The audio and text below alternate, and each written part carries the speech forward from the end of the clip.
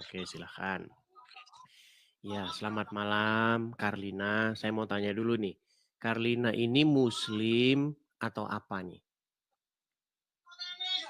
Muslim sejak lahir.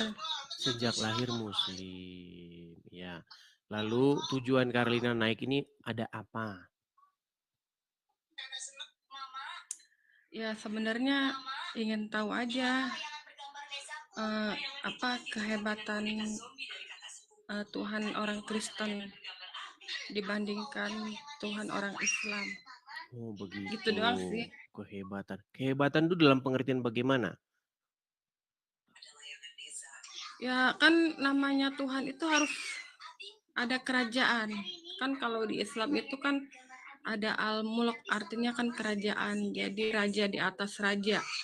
Raja di atas segala raja. Ya, baik. Raja di atas segala raja, tidak ada sekutu yang berhak disembah selain Allah.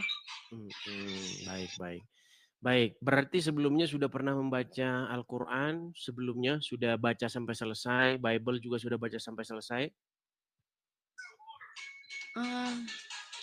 Ya saya kalau ngaji ya baca Quran, pertama Iqra, terus Quran. Tapi tidak baca artinya. Ya ada sedikit yang saya pahami gitu. Sedikit pantas masih Islam. Oke lah. Baik, jadi masalah kehebatan ya gini. Jadi kalau kita membaca Bible dan juga membaca Al-Quran, keduanya itu sama-sama mengklaim bahwa dia raja segala raja. Di dalam Bible, Tuhan itu raja segala raja. Di dalam Al-Quran juga sama seperti itu. Malikin Nas, rajanya manusia. Itu sama-sama mengklaim. Betul? Ya itu menurut Islam surat apa ya, An-Nas. Iya. Menurut Bible pun di situ juga raja segala raja. Menurut Quran pun raja segala raja. Cuman saya mau tanya nih. Sepanjang Muhammad hidup yang mengaku-ngaku dia adalah utusan Allah. Pernahkah sekali saja Muhammad melakukan mujizat? Ya karena Muhammad itu kan nabi, dia itu kan hanya ciptaan. Jadi kalau Allah tidak mengkehendaki dia mempunyai mujizat, ya dia tidak mempunyai apa-apa. Nah, sedangkan kita itu kalau ingin ya membedakan mana nabi, mana nabi-nabian itu kan ada tandanya. Karena begini loh, nggak mungkin semua orang itu cuma ngaku-ngaku doang. Karena kalau hanya ngaku semua orang bisa. Saya bisa ngaku jadi nabi. Si Udin bisa ngaku nabi. Si Tono bisa ngaku nabi. Semua bisa jadi ngaku nabi. Tapi nabi itu kan ada tanda kenabiannya. Yaitu berupa mujizat atau tanda ajaib. Musa punya tanda ajaib. Ya kan? Kemudian siapa? Nabi-nabi punya tanda ajaib. Nah, tadi kamu ke sini datang mau bertanya tentang kehebatan Tuhannya orang Kristen dengan kehebatan Tuhannya orang Islam. Nah, kita mulai dulu dari yang Islam. Coba, saya pengen tahu apa tanda kenabian Muhammad. Tanda ajaib bahwa Muhammad itu berupa nabi. Seorang nabi. Tahu nggak kalau bulan Rajab itu Rajab, kalau dia kan memperingati Rajab itu karena dia Nabi Muhammad itu pernah ditaikan ke 7 lapis langit pada bulan Rajab. Jadi tanda kenabian Muhammad bilang ada 7 lapis langit. Ya, Kayak legit jadi dia doang, kayak legit itu legit.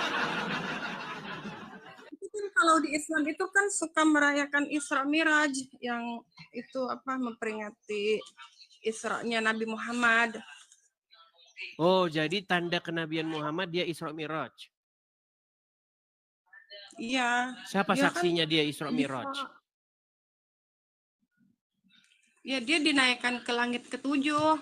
Iya, pertanyaan saya, saksinya siapa? Satu orang saksi yang melihat Muhammad Isra Miraj.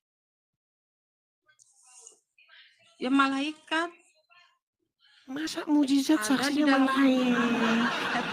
Begini loh, Kak Karlina. Namanya ada di dalam mujizat Al-Qur'an. atau tanda kenabian itu harus didemonstrasikan di depan banyak orang supaya orang-orang percaya. Betul? Contoh, saya kasih contoh. Ketika Musa melakukan mujizat, misal mujizat apa yang dilakukan Musa?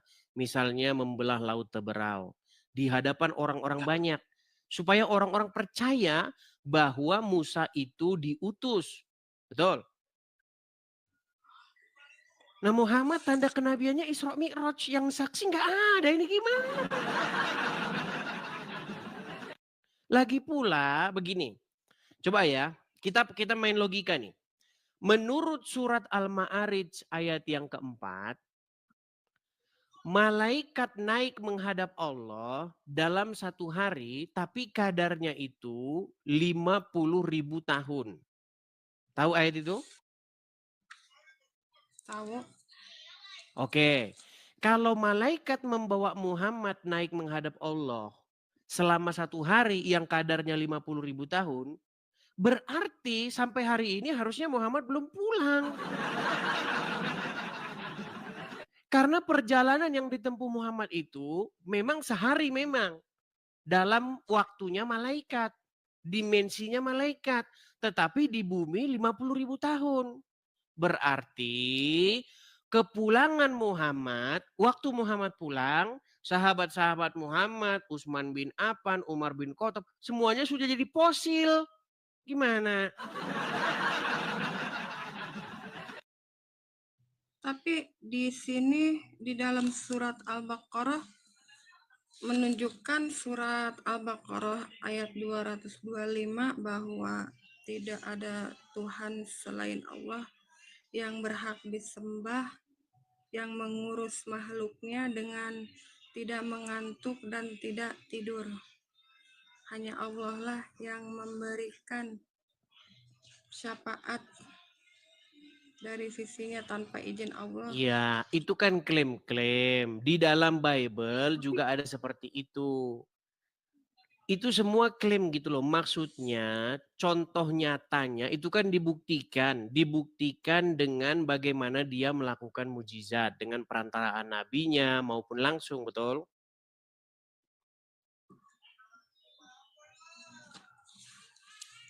Ya, maksud saya itu mau nanyanya masalah keesaan Tuhan orang Mari Kristen itu, keesaan sedangkan lagi. kan dia Aduh, itu ini yang dilahirkan mana sih?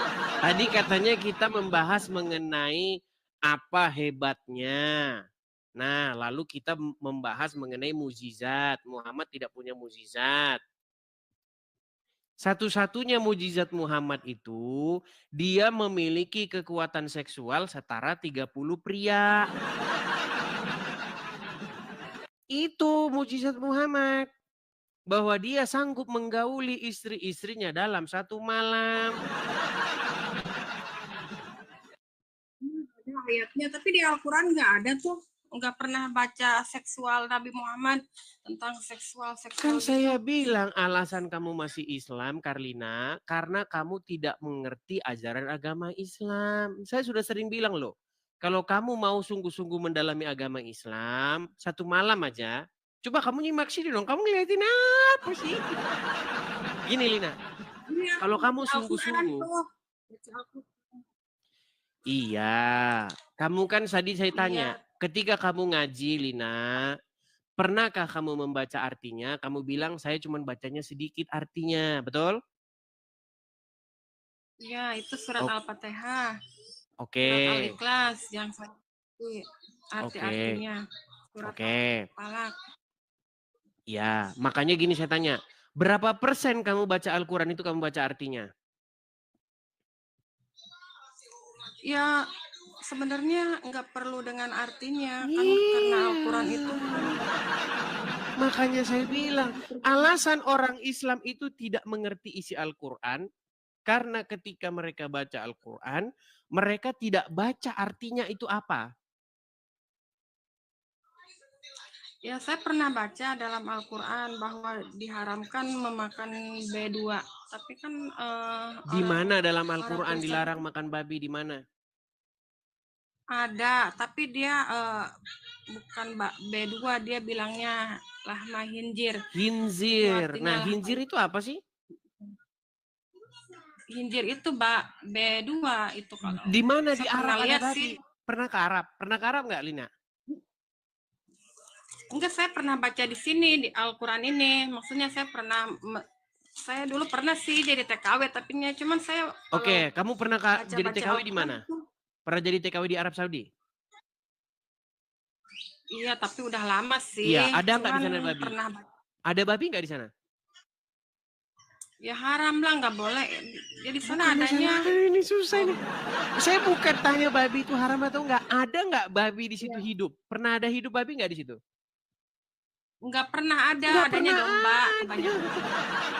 Bagaimana Muhammad dilarang makan babi sementara babi tidak pernah ada di hidupnya Muhammad? Itu sama kayak begini loh, sama kayak begini. Kamu pernah hidup di Kutub Utara, di Alaska, pernah hidup di Kutub Utara, Kutub Selatan? Nggak pernah. Nah, di situ Saya nggak di ada Indonesia. durian, nggak ada pohon durian tumbuh. Bagaimana melarang orang warga di Alaska makan durian sementara durian nggak ada? Kenapa khinzir itu diartikan babi? Ya, pernah baca dalam Al-Qur'an, kan saya itu pernah belajar sedikit demi sedikit bahwa lahma hinjir itu ya artinya daging B2 itu tidak diperbolehkan, itu diharamkan oleh Islam. Iya, yang saya tanya, kenapa Muhammad dilarang makan babi sementara babi nggak ada di situ? Ya, karena hewan-hewan yang dilarang itu disebutin. Ya termasuk itu B2, terus hewan Yang yang gini loh, Herlina, di ya Indonesia ada yang nggak ada di kenapa? Indonesia tapi ada di tempat lain apa? Contoh misalnya di Indonesia kan nggak ada apa? Aduh, apa di Indonesia ini yang nggak ada? Contohnya ya, saya kasih contoh semisalnya di Indonesia tidak ada salju, betul? Iya, nggak ada. Nggak ada. Kalau dikatakan, hai orang-orang Indonesia, janganlah kalian bermain salju. Buat apa orang nggak ada salju kok gimana? Ya itu kan beda babnya. Ini kan babnya menurut Al-Qur'an. Dan di sini Al-Qur'an Iya, tapi kita udah jelas. lompat kemana-mana. Begini saja, Lina. Coba kamu punya fokus nggak apa yang mau kamu bahas tadi dari awal? Soalnya kita udah lompat-lompat nih. Saya tadi Iya, minta tanda kehebatan Allah berupa mujizat yang dilakukan Allah. Tidak ada. Tanda Muhammad itu bukan mujizat tandanya dia nabi. Tanda dia nabi itu berupa tompel. Makanya saya bilang Muhammad itu, Lina, kalau kamu mau membuka hati kamu ya, dia itu satu-satunya nabi yang paling aneh. Tidak ada nabi yang tanda kenabiannya itu berupa tompel. Cuman Muhammad nabi yang tanda kenabiannya berupa tompel. Setiap orang kan bertompel kalau berarti dia nabi, itu menurut logika Muhammad. Masa tanda kenabian berupa tompel? Namanya tanda kenabian itu berupa mujizat. Contoh, dia bernubuat. Dia melakukan perbuatan tanda-tanda ajaib. Misalnya, orang buta bisa melihat, yang mati bisa dibangkitkan. Itu berarti bahwa dia itu diberi tanda kenabian. Nah, tanda kenabiannya Muhammad apa? Itu yang saya tanya. Coba kamu pikir tanda kenabiannya apa? membelah bulan, Membelah membelah bulan. bulan. Membelah bulan. Di dalam Al-Quran, Muhammad itu orang-orang yang menunggu mujizat. Mau saya kasih ayatnya? Tapi ya udah, coba lihat mana. Baik, saya kasih ayatnya ya. Saya akan tunjuk ayatnya. Nih.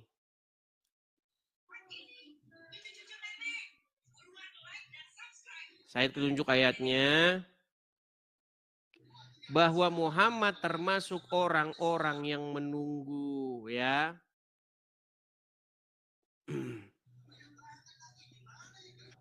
Perhatikan. Kita kasih Al-Quran. Sebentar. Sabar ya.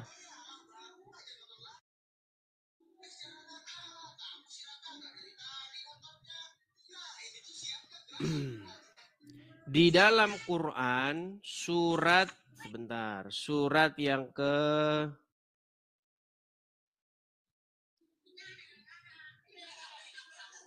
coba surat yang ke-10 ayat yang ke-20.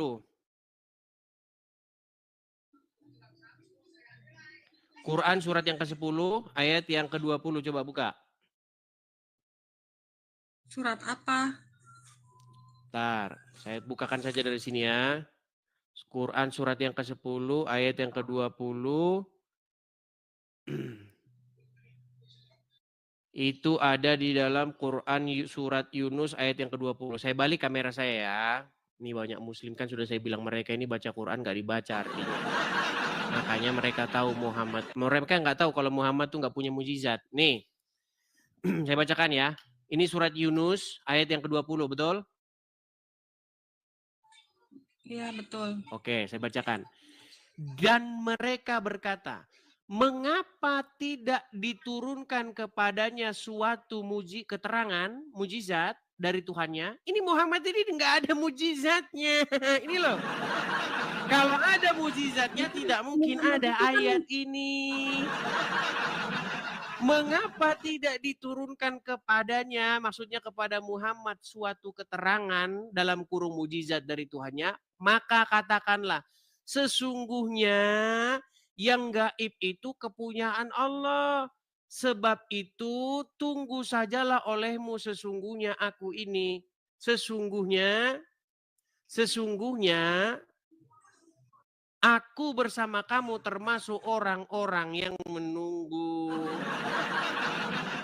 Sampai matinya Muhammad tidak punya mujizat. Gimana? Maaf ya. Karena Ini banyak orang-orang kafir ya, celakalah terhadap orang-orang kafir yang tidak memahami Al-Quran. justru yang tidak Berarti yang memahami tidak Al-Quran itu adalah orang Islam dan para ulamanya. Coba sekarang, menurut Al-Quran, kitab yang harus diimani oleh orang Muslim itu kitab apa? Pokoknya kitabku orang Muslim, kitab Al-Quran, nabiku Nabi Muhammad, Robku Allah Subhanahu Wa Taala. Oke, ada nggak di dalam Al-Quran diperintahkan untuk beriman kepada Taurat dan Injil? Ada. Ada. Apakah orang Islam mengimaninya?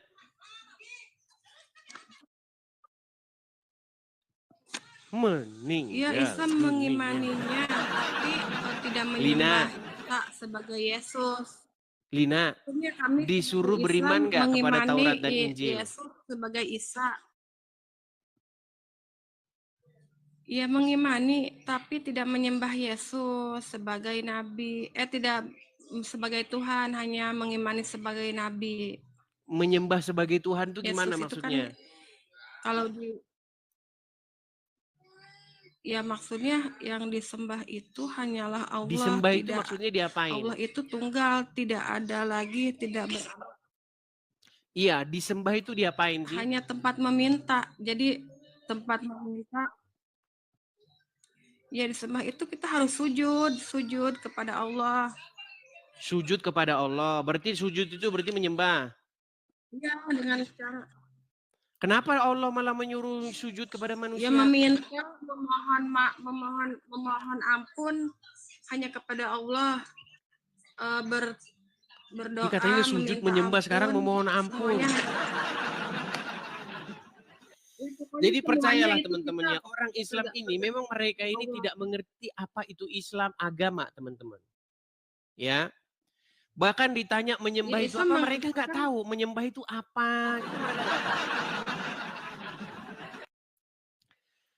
Lina, kalau misalnya saya tunjukkan kepada kamu di dalam Al-Quran, Allah menyuruh menyembah manusia gimana?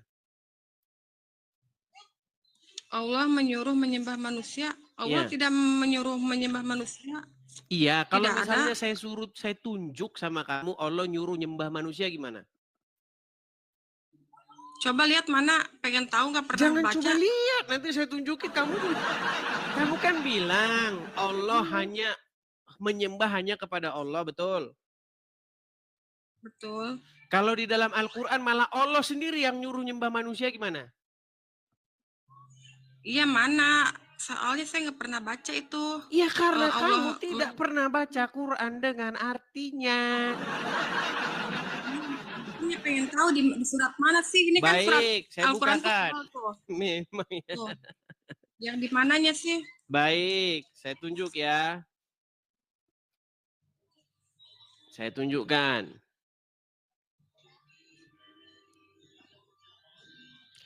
Di dalam Al-Quran, di dalam Quran surat Al-Baqarah ayat yang keempat. Al-Baqarah ayat yang ke-34. Al-Baqarah ayat 34. Ada di situ. Ada. Baik, saya balikkan ya. Ini Allahmu menyuruh sujud sembah kepada manusia nih. Herman yang nyata. Saya Herman. Saya tidak Herman ya, karena saya tahu bahwa mereka baca Quran nggak dibaca artinya. Sudah ada di layar saya, coba kamu lihat. Coba kamu lihat. Oke. Surat Al-Baqarah. Gimana? Iya, ini ada. Oke, coba kamu yang baca di situ. Yang dari ayat 30 dulu ya. Oke, silakan. Langsung 34. Silakan. Penciptaan manusia dan penguasaannya di bumi. Ingatlah ketika Tuhanmu berfirman kepada para malaikat, sesungguhnya aku hendak menjadikan seorang khalifah di muka bumi. Mereka berkata, mengapa engkau hendak menjadikan khalifah di muka bumi? Di muka bumi itu orang yang akan membuat kerusakan padanya dan menumpahkan darah. Padahal kami senantiasa bertasbih dengan memuji Engkau dan mensucikan Engkau. Tuhan berfirman, sesungguhnya aku mengetahui apa yang tidak kamu ketahui. Terus, Dan dia mengajarkan kepada Adam nama-nama benda seluruhnya, kemudian mengemukakannya kepada para malaikat, lalu berfirman, sebutkanlah kepadaku nama benda-benda itu jika kamu memang orang-orang yang benar. Mereka menjawab, Maha Suci Engkau, tidak ada yang kami ketahui selain apa yang telah Engkau ajarkan kepada kami. Sesungguhnya Engkaulah yang Maha Mengetahui lagi Maha Bijaksana. Allah berfirman, hai Adam, beritahukanlah kepada mereka nama-nama benda ini.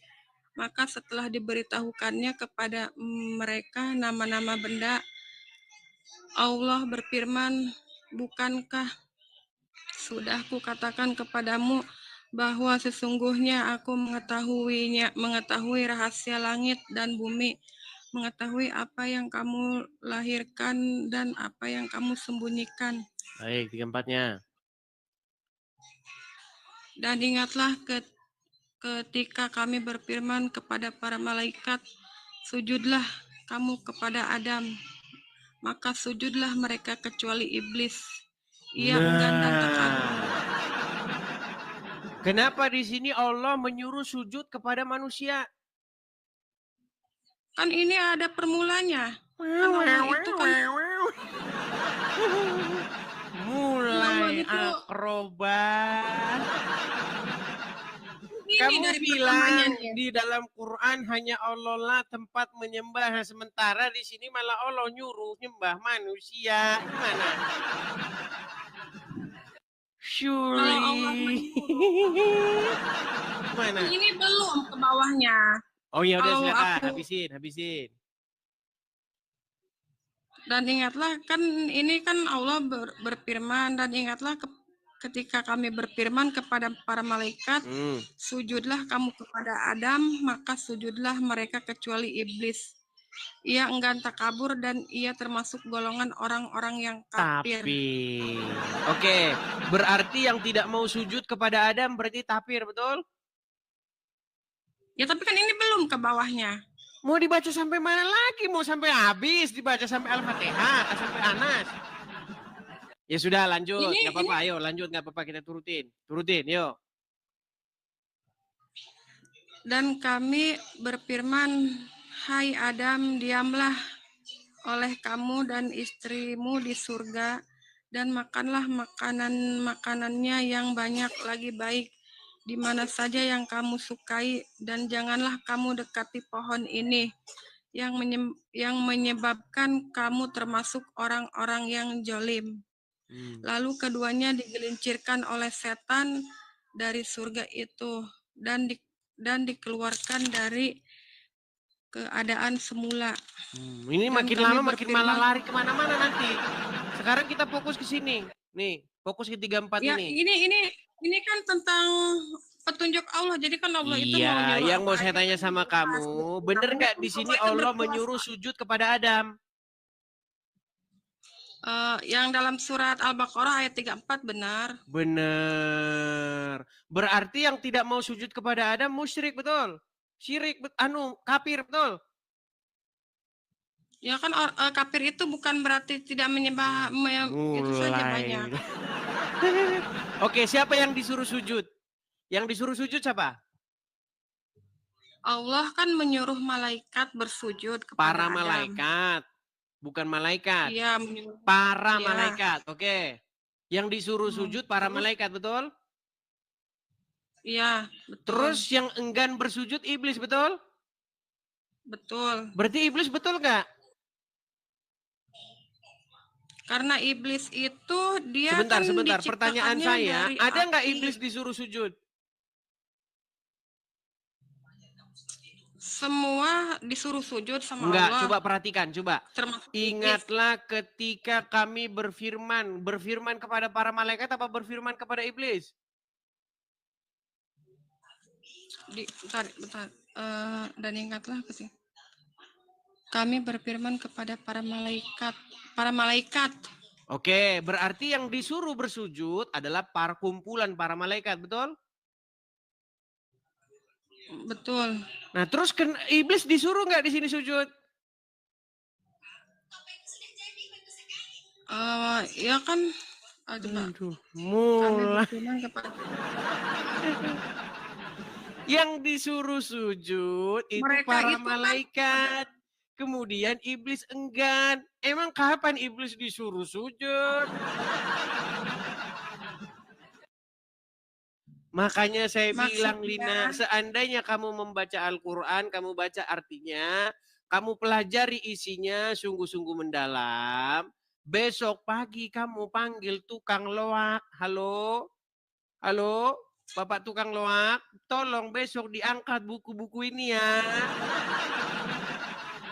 Gimana? Tapi kan ini belum dibaca, ini sampai 39 aja saya baca. Nanti kan saya bisa jawabnya. Ini kan belum apa-apa. Oh ya udah, kita turutin. Yuk, kita baca 35-nya, yuk. Kita baca 35-nya. 35 udah, tinggal 36 sama 39. Ayo 36-nya baca yuk, 36-nya. Lalu keduanya digelincirkan setan dari surga dan keadaan semula, dan kami berfirman, turunlah kamu, sebahagian kamu menjadi musuh bagi yang lain, dan bagi kamu ada tempat kediaman di bumi, dan kesenangan hidup sampai waktu yang ditentukan. Terus 37-nya. Kemudian Adam menerima beberapa kalimat dari Tuhannya, maka Allah menerima taubatnya. Sesungguhnya Allah Maha Penerima Taubat lagi Maha Penyayang. Terus 38-nya ini kami berfirman, turunlah kamu semua dari surga itu, kemudian datang petunjuk kepadamu, maka barang siapa yang mengikuti petunjukku niscaya tidak ada kekhawatiran atas mereka dan tidak pula mereka bersedih hati. Terus, Adapun orang-orang kafir mendustakan ayat-ayat kami, mereka itu penghuni neraka, mereka kekal di dalamnya. terus, Itu dah. terus, di mana di Iya sini itu. perubahannya dari apa yang kita obrolin tadi? Iya itu orang-orang kafir tidak Iya, yang saya tanya tadi kembali ke ayat 34. Di dalam ayat 34, di mana di sini iblis disuruh sujud di mana? tidak ada. Tidak ada.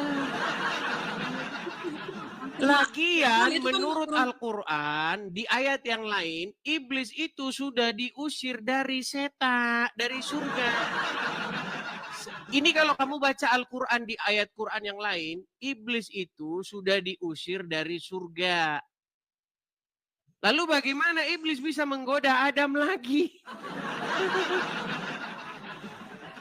Aduh, kalau kamu baca ayat yang lainnya, di Quran surat yang lain, iblis itu sudah diusir dia. Tapi kalau kamu baca lagi di ayat yang lainnya, iblis tiba-tiba ada lagi di surga. Tentang ini nih, apa ya, peringatan Tuhan kepada Bani Israel. Ngompat lagi. Karina, coba kalau ngomong itu, fokus gitu loh. Kok lompat ke sana ke sini, lompat lagi, lompat ke sini, lompat ke sana, gimana sih? Makasih Jembret, Bang Jembret, makasih. Gini Lina, kalau kamu baca di dalam Al-Quran, Al-Quran itu penuh dengan kontradiksi satu sama lain. Makanya kenapa kamu disuruh ulama-ulamamu baca Quran dalam bahasa Arab saja, terus nanti kamu dapat pahala, udah nggak usah dipahami. Karena mereka takut nanti kalau kamu baca artinya, isinya beda satu sama lain.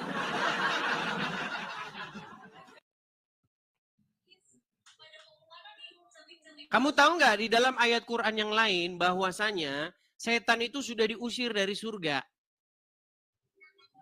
Iya, ini ada di Quran juga. Oke, kenapa dia bisa menggoda Adam lagi di situ padahal dia sudah diusir? Kan dia sudah berjanji kepada Allah bahwa akan menjerumuskan. Iya, tapi bagaimana dia ada di surga lagi? Ketika setan itu diusir, dia kan berjanji kepada Allah, aku akan menyesatkan manusia. Lalu dikatakan, baik kamu termasuk orang-orang yang ditangguhkan. Kan gitu. Pertanyaannya bagaimana dia ada di surga lagi, sedangkan dia sudah diusir.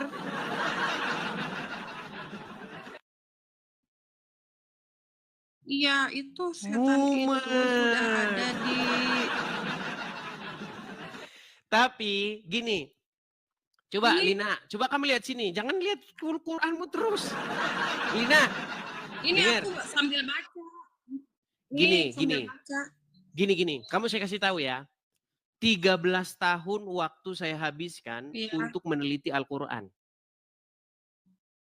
13 tahun lamanya. Cuma 13 tahun aja kan. Kalau saya kan dari bayi, dari bayi Islam kamu dari langsung, bayi ya saya membaca huruf Arab, kamu tidak pernah melakukan penelitian terhadap Al-Quran. Yang umat muslim lakukan itu bukan memahami isi Al-Quran, tetapi membaca huruf-huruf Arab dengan indah. Itu yang umat muslim lakukan. Mereka membaca dan mereka tidak mengerti artinya. Katanya Ustadz Munzir Situmorang, kalian seperti keledai. Yang ngomong bukan saya, yang ngomong Ustadz Munzir Situmorang. Tahu pernyataan itu? Iya, tapi kan di sini di surat Maryam kamu tahu nggak? Kamu tahu nggak pernyataan seorang ustadz tentang orang Islam seperti keledai ketika membaca Al-Quran? Nggak pernah dengar, nggak pernah baca. Oke, coba nih dengarkan ya, dengarkan nih. Kita bangga menghafal Al-Quran tapi tidak memahami Al-Quran. Senang mengulang berbahasa Arab tapi tidak mengerti bahasa Arab. Suka membaca Al-Quran tapi tidak memahami maknanya. Akhirnya apa? Menjadi keledai di Indonesia. Tuh. Seperti keledai.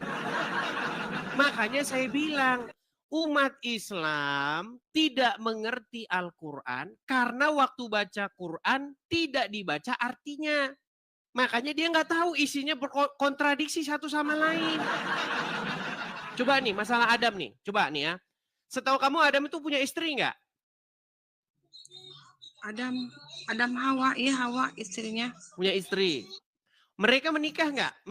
Kapan mereka menikahnya? Saya melihat dari Al-Quran tidak ada mereka menikah. Oke, baik nih. Di dalam Al-Quran disebutkan bagaimana setan menggoda supaya mereka saling menampakkan aurat. Tahu nggak? Di mana, di surat mana? Baik, saya tunjukkan ya. Nih, saya tunjukkan. Di dalam Quran surat Al-Araf ayat yang ke-27, saya bacakan sama kamu, saya balikkan Boleh kamera saya saya. buka di Quran Oke, boleh, saya. silakan cek yuk. Al-Araf ayat yang ke-27. Coba cek di situ. Al-Araf ayat 27. Ini muslim banyak yang murtad gara-gara ini. Kalau pakai akalnya, kalau pakai pikirannya, setelah baca ayat ini muslim murtad. Coba. Sudah ketemu? Bentar lagi nih. Surat 27 Al-Araf atau surat yang ke-7. 27, ayat 27 bukan. Ayatnya yang Ini ada ke-27. nih udah. Sudah ketemu? Iya, udah. Coba baca. Udah. Peringatan Allah terhadap golongan godaan setan. Hai Adam, sesungguhnya Hai anak Adam, kami bukan telah Adam. Oh, iya benar. Hai anak Adam, sesungguhnya kami telah menurunkan kepadamu pakaian untuk menutupi aurat. Ayat 27 loh, 27. Ya tapi kan ini dari 26 nih, lalu Oh ke ya udah 27 baca kan. 26-nya. Yuk, kita mulai dari 26-nya, yuk. Hai anak Adam, sesungguhnya kami menurunkan kepadamu pakaian untuk menutupi auratmu dan pakailah pakaian yang indah untuk pakaian indah untuk perhiasan. Dan pakaian takwa itulah sebahagian dari tanda-tanda kekuasaan Allah. Mudah-mudahan mereka selalu ingat. Oke, 27-nya. Hai anak Adam, sekali-kali kamu dapat Janganlah ditipu sekali-kali. oleh setan. Janganlah sekali-kali kamu ditipu oleh setan. Sebagaimana ia telah mengeluarkan kedua ibu bapakmu dari surga. Ia menanggalkan dari keduanya pakaian untuk memperlihatkan kepada keduanya aurat. Sesungguhnya ia dan pengikut-pengikutnya melihat kamu dari suatu tempat yang kamu tidak bisa melihat mereka. Sesungguhnya kami telah menjadikan setan-setan itu pemimpin bagi orang-orang yang tidak beriman. Oke, sekarang Udah. saya tanya nih. Oke, di sini setan menggoda supaya Adam dengan Hawa saling memperlihatkan aurat, bener nggak? Iya, benar. Oke, pertanyaan saya, Adam dan Hawa itu suami istri nggak? Iya, suami istri. Oke, kalau suami istri sah nggak saling mempertontonkan aurat masing-masing? Maksudnya mempertontonkan aurat, ya sah aja. Gini. Hai anak Adam, janganlah sekali-kali kamu dapat ditipu oleh setan sebagaimana ia telah mengeluarkan kedua ibu bapakmu dari surga. Maksudnya ini Adam dan Hawa. Ia, maksudnya setan, menanggalkan dari keduanya pakaiannya untuk memperlihatkan kepada keduanya auratnya. Jadi, setan ini menggoda Adam dan Hawa untuk saling memperlihatkan aurat. Bagaimana mungkin setan menggoda mereka untuk saling memperlihatkan aurat sementara mereka suami istri?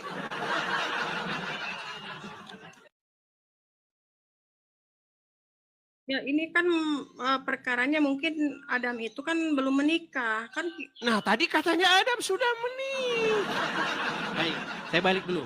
Saya balik dulu kamera saya ya. Menikah kan Nih, di saya surat balik dulu. Sebentar, Al-Baqarah, Gina. tapi kan Jadi sebelum menikah itu menurutmu harusnya. Adam dan Hawa itu tadinya belum menikah?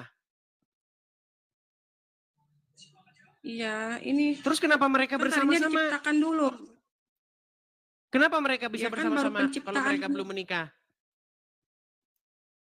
Ya kan baru pemulaian penciptaan manusia. Kan awalnya Adam dulu terus Hawa. Oke, Adam kemudian diciptakan Hawa, tapi mereka belum menikah di situ. Ya belum langsung menikah.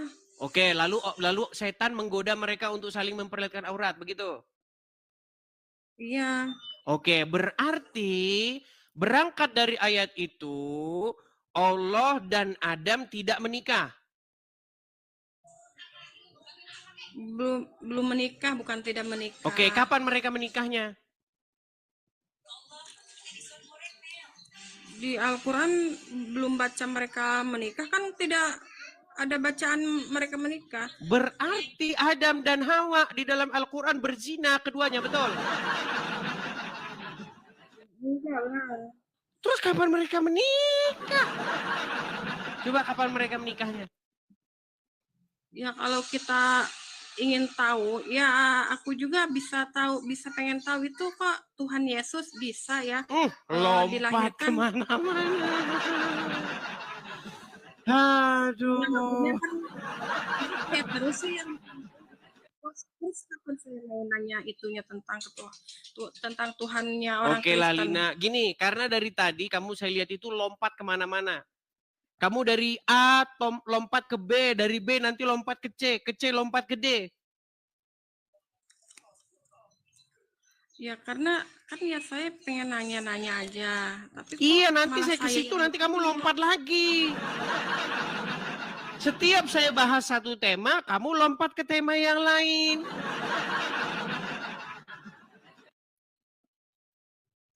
Udah kamu belajar dulu saja. Saya cuma pesan sama kamu.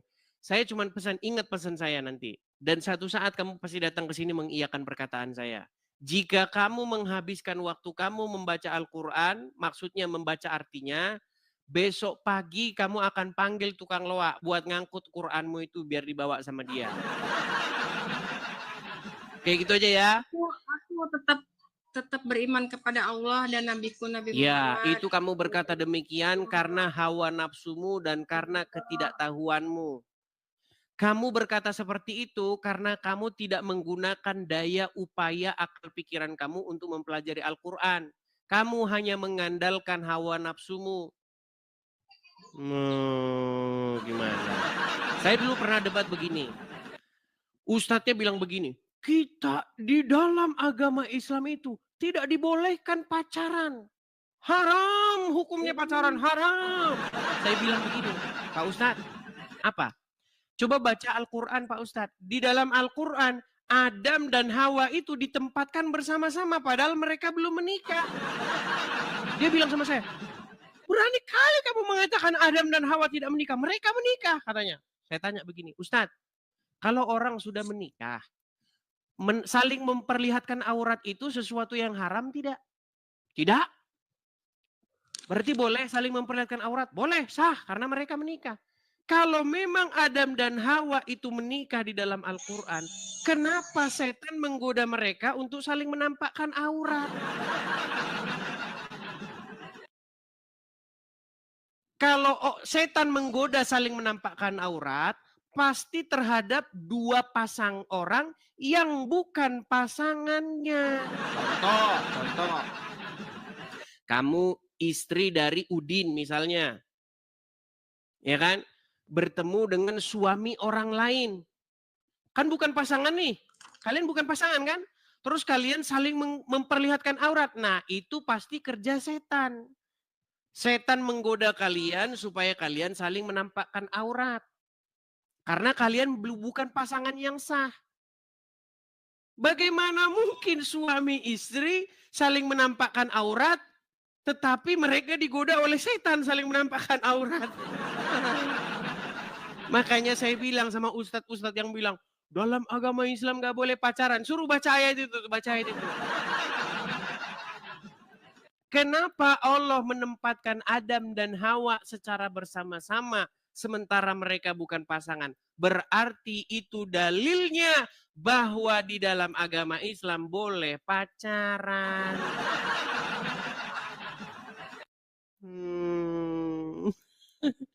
Ya udahlah, Tapi besok kan kamu ini datang lagi ke sini, ya. Begitu ya. Nanti kalau sudah mendalami Al-Quran, oke? ya, Oke. Terima kasih, Lina. Kalau ada kata-kata yang salah, jangan dimasukkan ke dalam hati, tapi dipikirkan dengan pikiran, ya. Kalau ada kata-kata yang menyinggung. Oke? ya. Oke. Terima kasih, Lina, ya. Saya turunkan. Saya cuma pesan sama kamu begini sebelum saya turunkan. Kalau kamu ikut Muhammad, ya, alamat kamu itu adalah kepada kegelapan. Kenapa saya katakan kepada kegelapan? Karena Muhammad sendiri dia berada di dalam kubur.